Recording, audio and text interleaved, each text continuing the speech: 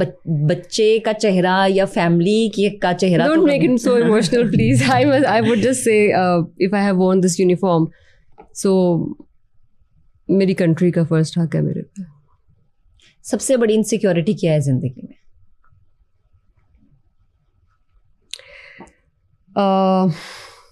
I don't want to lose myself in the process, because आप society में जब रह रहे होते हैं, आप बहुत सारी चीज़ों से आप हिप्नोसिस का शिकार हो जाते हैं. I never want to lose myself during all this whatever is going on in my life, because experiences change करते हैं आपको. You are a product of your experiences. So अगर कुछ जो इतनी नेगेटिविटी मैं देखती भी हूँ अपनी लाइफ में, और भी ज़रूरी नहीं कि मैं पुलिस में उतनी नेगेटिविटी देख रही हूँ, शायद आप भी अपनी लाइफ में बहुत सारी नेगेटिविटीज देखती होंगी, बट आई जस्ट प्रे, अल्लाह ताला से मेरी ये दुआ भी है, और मैं ये समझती हूँ कि मुझे इनसिक्योरिटी सिर्फ इस चीज़ से होती है कि मैं अपने आप को लूज़ ना करूँ इस प्रोसेस में.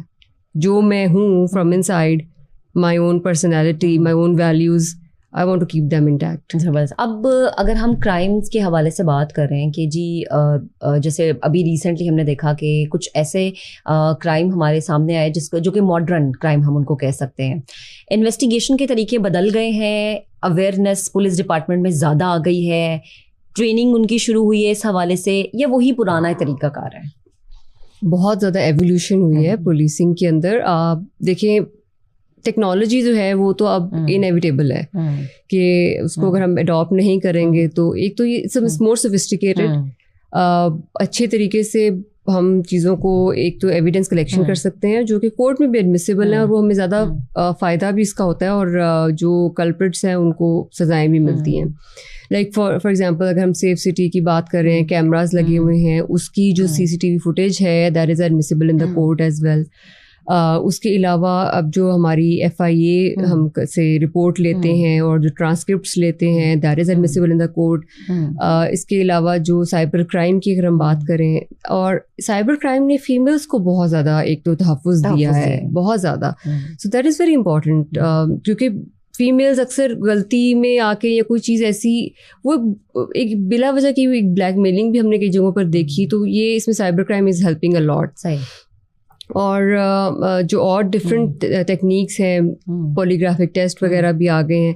सो जो अडॉप्ट हमने किया है टेक्नोलॉजी को, so that is really helping us in the modern technology का जो दौर है उसमें it is really helping us. और एक जो बट आई वुड से कि ट्रेडिशनल जो एक सेंस है ना एक पुलिसिंग की, वो एक ज़रूर अगर हम उसकी ट्रेनिंग को जारी रखते हैं और रखें और बेसिक्स को ना छोड़ें, ठीक है, and we keep adopting this technologies, तो ये बहुत अच्छा कॉम्बिनेशन है. अच्छा, जैसे भी आपने साइबर क्राइम की बात की ना, हमने ये चीज़ खुद भी विटनेस की है कि, और लोगों के भी बहुत सारे ऐसे कमेंट्स हमने देखे और पढ़े भी हैं, शिकायतें भी बहुत सारी उनकी थी कि जो हाई प्रोफाइल केसेस होते हैं ना उनको जल्द अज जल्द हल कर लिया जाता है, जो जिनके पीछे कोई हाथ नहीं होता या कोई सिफारिश नहीं होती, वो या तो केसेस पड़े रहते हैं या महीने महीने बाद बारी आती है.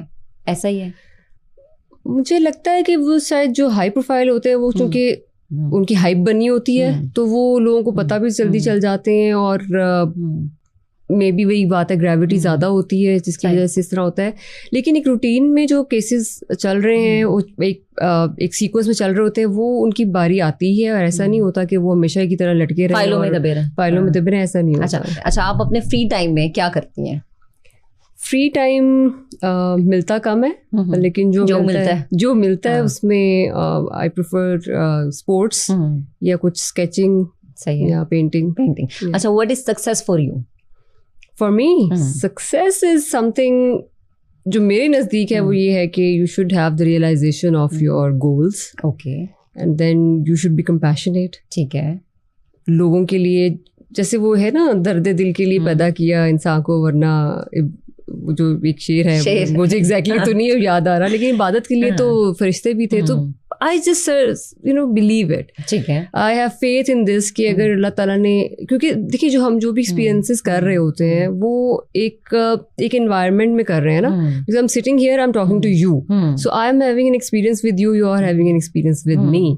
सो उसमें जो एक इंटरेक्शन है ना, human interaction is very important, it's very sacred, ठीक है, जिसको हम शायद समझते हैं कि आई वुड मैं ये ज़रूर कहूँगी कि नमाजें रोज़े आर वेरी इंपॉर्टेंट, बहुत रुकन है, इम्पॉर्टेंट है, लेकिन जो इंसान का इंसान से ताल्लुक़ और जो इंसान किसी इंसान के साथ करता है उसकी जो पकड़ है ना वो बहुत ज़्यादा है, सख्त है, और अल्लाह ताला माफ़ नहीं करेंगे उस चीज़ को। इसलिए तो